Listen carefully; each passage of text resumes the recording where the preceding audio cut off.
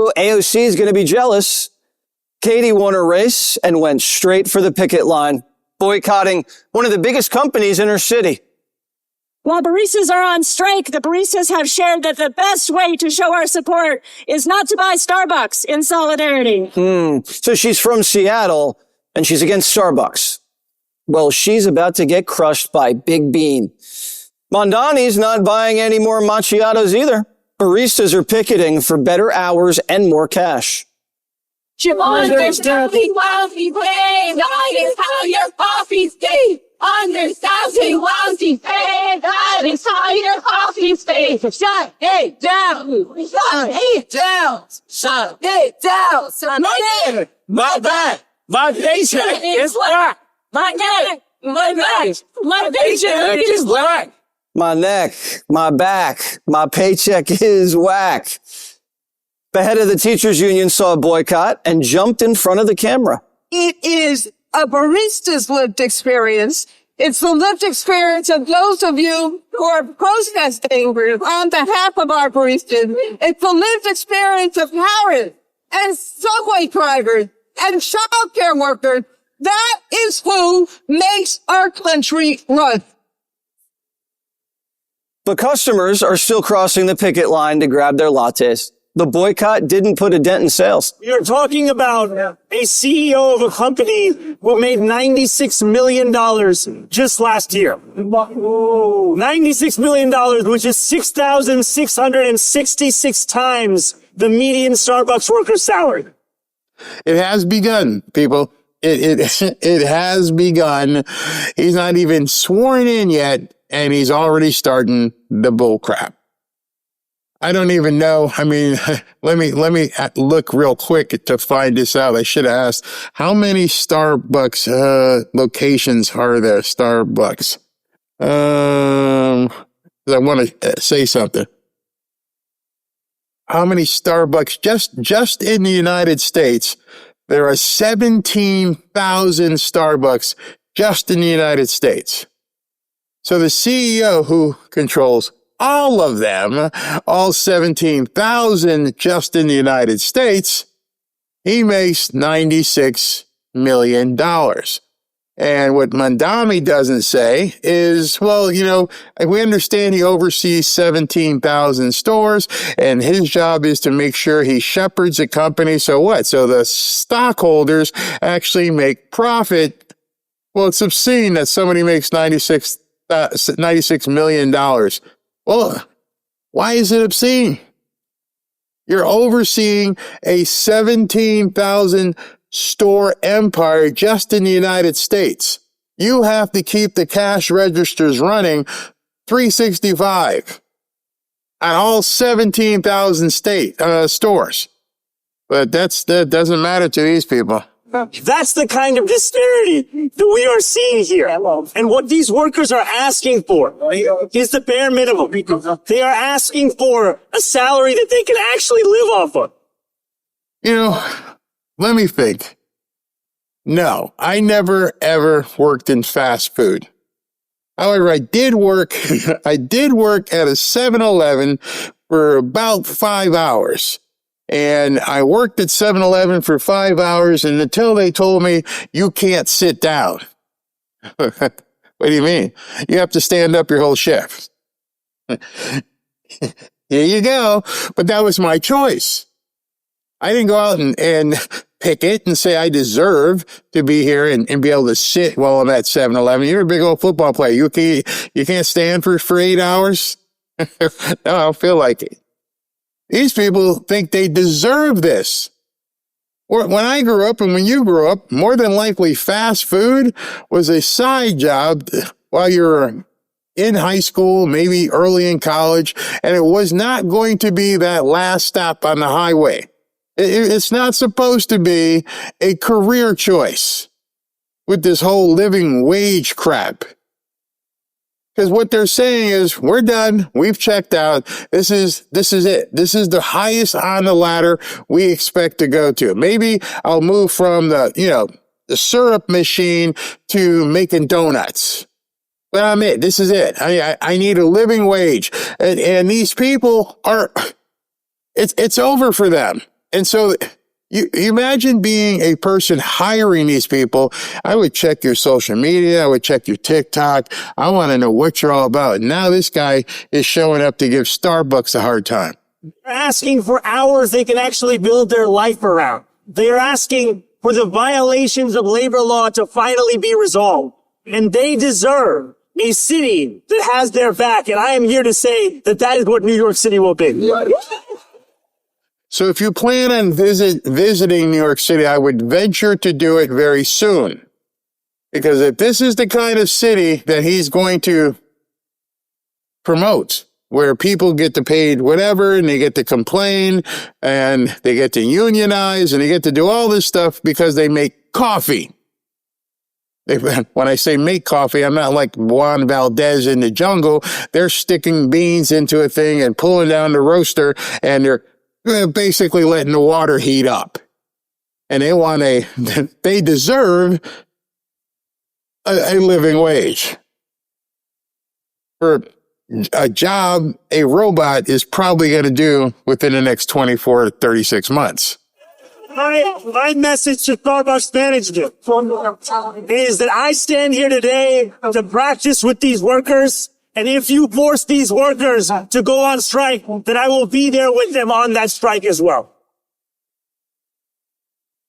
So I want you to realize New York is the biggest city in the country. 8.5 million people, crime, all kinds of things happening. And the mayor's first real official duty that he's saying is, I'm going to be standing with people who make coffee in a fast food joint. That's my priority. All the other things in the city, that's what he wants. Listen to these nuts. Joe, what do we want? When do we want it? What do we want? When do we want it? What do we want? When do we want? We need to be paid more. It's ridiculous, like what we have to go through.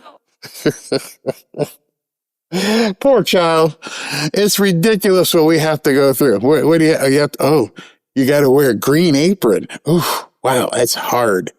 And then what? Well, we got to put the water in the machine, and then we got to grind these beans. There's a bean. Are you doing it? No, there's a bean grinding machine, and we pour the beans in top, and then we click the button, and hot stuff comes out. These kids don't even, you can tell she's a zombie. Look at her face right there. She has no idea what she's talking about. We deserve more. When a monkey can do your job, when you can be replaced like that, there is no security in a job where you're just clicking a button. She says she deserves more. As workers, we're telling Starbucks that they need to invest in us and they need to come back to the bargaining table so we can get a contract and we can be back at work. Why would I go to back to the table? What table? What table are you talking about? I gave you a job to come in here and pour coffee and sweep the floor, and you formed a union, and you're telling me I got to come back and negotiate with you? What are we negotiating? A better broom? Do you realize there's a whole bunch of people over here who would take your job tomorrow? I think. Maybe these kids, I don't know. I'm just saying you're stunned. You're telling a company, a huge company with 15, 18, 30,000 stores across the world, you need to come and negotiate with us. You sound like the Democrats. We ain't got to do crap. I ain't got to negotiate with you. In fact, screw off. At this point, what Starbucks needs to do is they need to have a shareholders meeting and say, we're going to take a hit for about 20 days. We're going to have a problem here. We're shutting all these stores down until we can retool and get as much robotics in here as possible. And then we'll never have to worry about these nuts ever again. I drove by the local Starbucks here. I don't patronize it. I drove by it, packed. They're on their own. Shut the store. Screw them.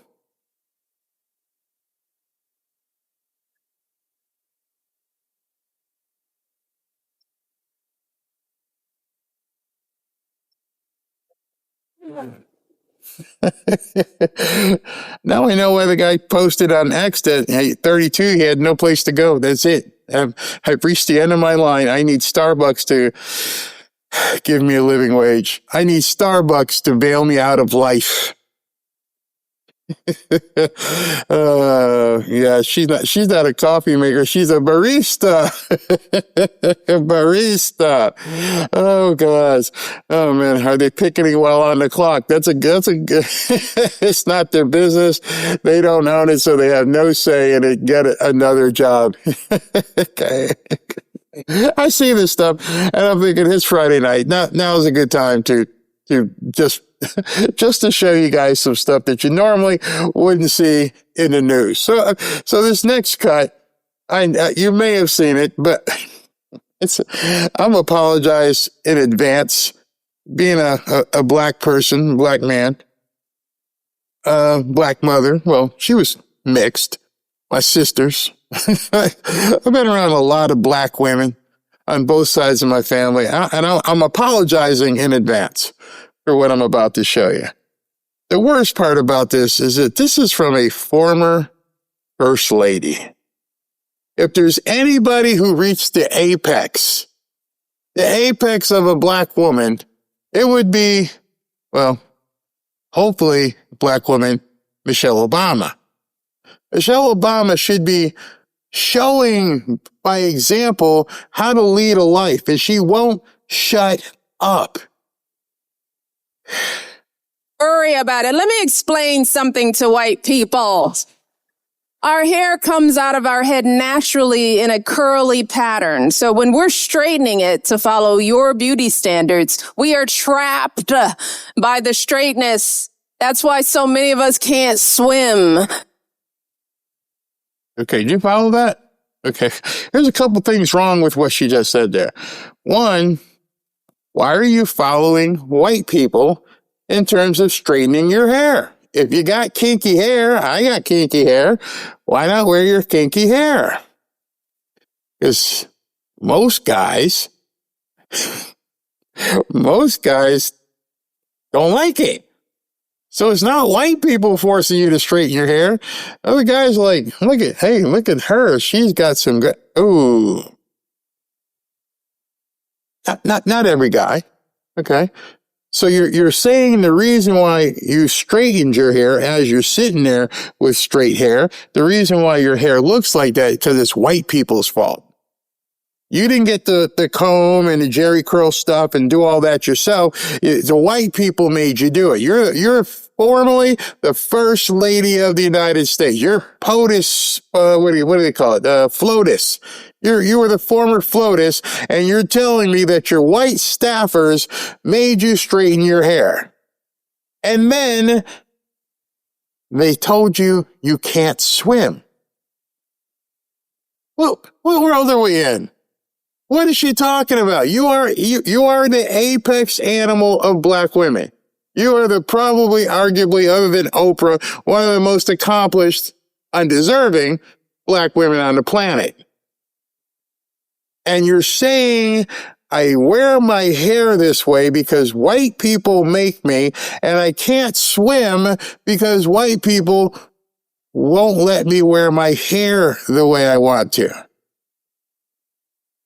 Ma'am, who's stopping you from showing up the kinky hair? Rock?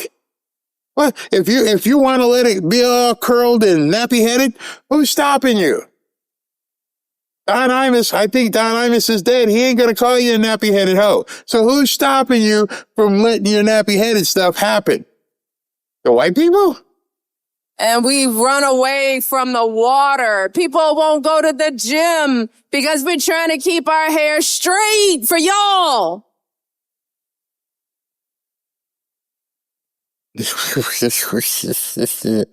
She got this on camera. You white people are making her keep her hair straight. She can't even go to the gym. She can't go to the gym because the white people are making her straighten her hair. No, I don't want to see. I was going to say, I want to see it wake up in the morning with the kinky stuff, and I want to see white people come in and tie her down and make her straighten her hair because she's like, they're forcing me to straighten my hair. It is exhausting and it's so expensive and it takes up so much time. Braids are for y'all so we can work harder and focus on the work. So what? Now you know why these kids say they're done at 31, 32. When the former First Lady of the United States is out on a stage and people are hooting and hollering, you tell them, girl, you go, girl, we can't even use our hair because we got to look white. Just like I said to that guy, whose fault is it? Whose fault is it that you ain't got a job or you feel empty? Whose fault is it that the former First Lady of the United States is telling me, it takes me so much time to put my fake stuff on, and put the weave on, and straighten it out with the curling iron. That's hot too, by the way. I don't know if you ever held on to a curling iron or a straightening comb or whatever they use. And I got to put all that juice up in here.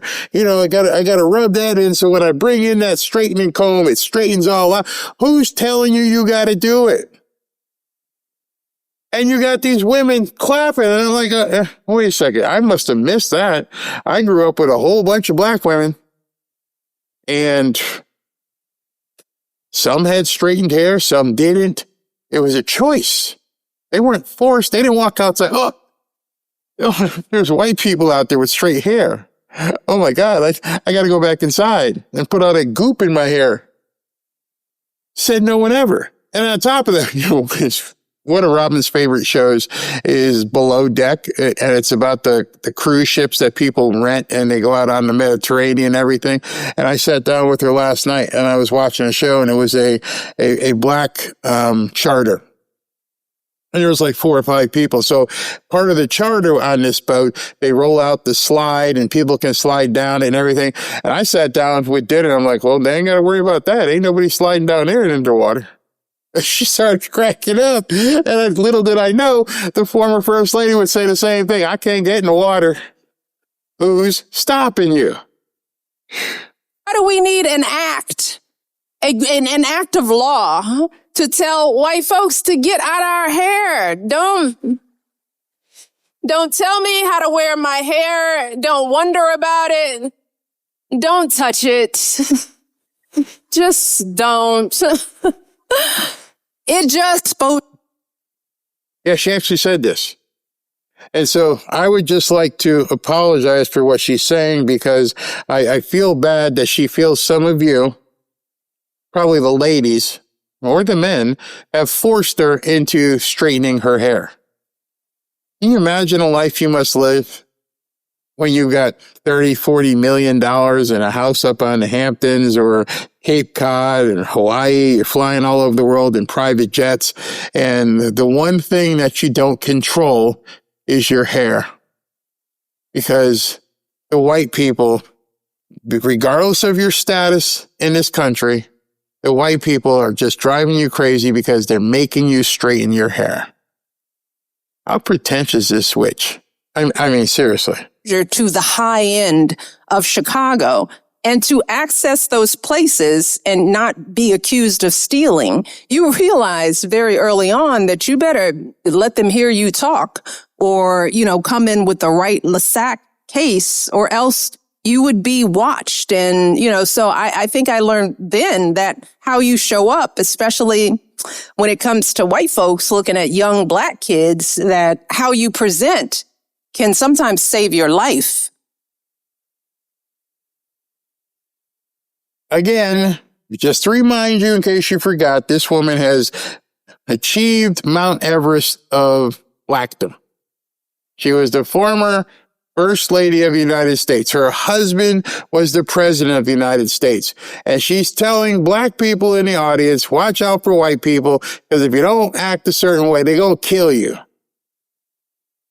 And I'm thinking to myself, how disgusting is this? How disgusting is it in 2025 to be re-echoing this crazy trope?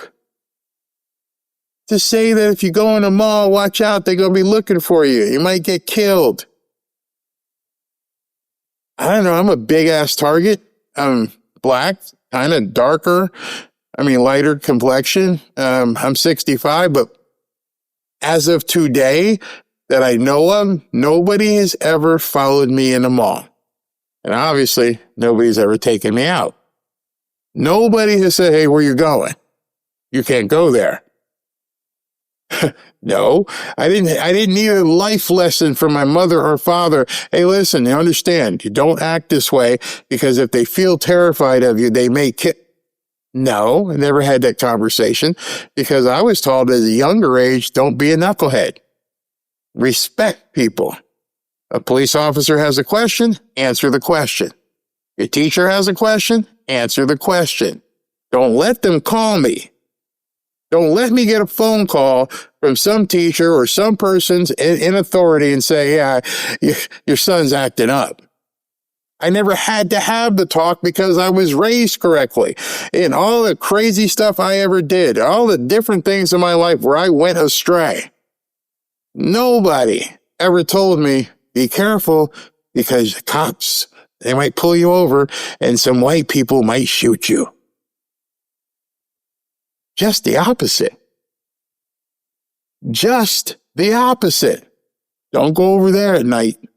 You don't want to go up in there at night, because if you go up in there at night, please don't. I don't want to get a phone call where I find out you're full of lead because, Leroy and Boo Boo popped you. Don't drive in there. Don't go there.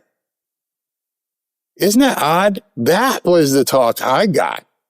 I never got a talk and said, white people gonna light you up. I was told, do not drive the car into that neighborhood once it gets dark. I don't even want you driving that neighborhood when it gets light. How sad is that? How sad is the complete flip of what she just said? Nobody ever in my life said, don't go here because there's white people. And maybe I'm different because I went to a white prep school, and obviously when I went to school, it was a predominantly white college at that point. I think it was like 8% black. And I joined a white fraternity I was the first black guy. So I was always around. I felt comfortable. But I never had anyone say, if you join a fraternity, you got to watch out. One of them might shoot you. No, the only thing they shoot me was with a beer bazooka. You guys remember those? You get those big giant super soakers and fill them with beer and shoot at people. She's cray-cray. She's nuts. So yeah, I think I was learning that all throughout my youth. No, that's an interesting. I was learning that throughout my youth. That's the last thing I cut it. And I think to myself, I feel bad for you. I feel very bad for you if your parents had to keep telling you to watch out for white people. I remember when I was growing up, I got in a fight with a Spanish gang member. And one day they came and there was like 20 guys sitting outside of the house. Back then it was chains and pipes and stuff like that. It wasn't guns. And I was like, okay, let's go. But let's go because maybe a couple of you might get me, but I'm going to take a few of you with me. No, nobody said watch out for these type of people. It's embarrassing that Michelle Obama would say that. And like somebody said in the comments, she's playing to her audience. That's even sadder. You see, if I want to go see a president speak, I want him to, or a first lady, I want them to fill me with aspiration. I want them to motivate me. I want them to give me ambition. Tell me, hey, what did you do when you did this? How did you get here? I'm not paying to come in here and have you talk about your freaking hair. It's embarrassing. But this is what Democrats do. They keep people in the dark, covered in BS. And that's how they live their lives.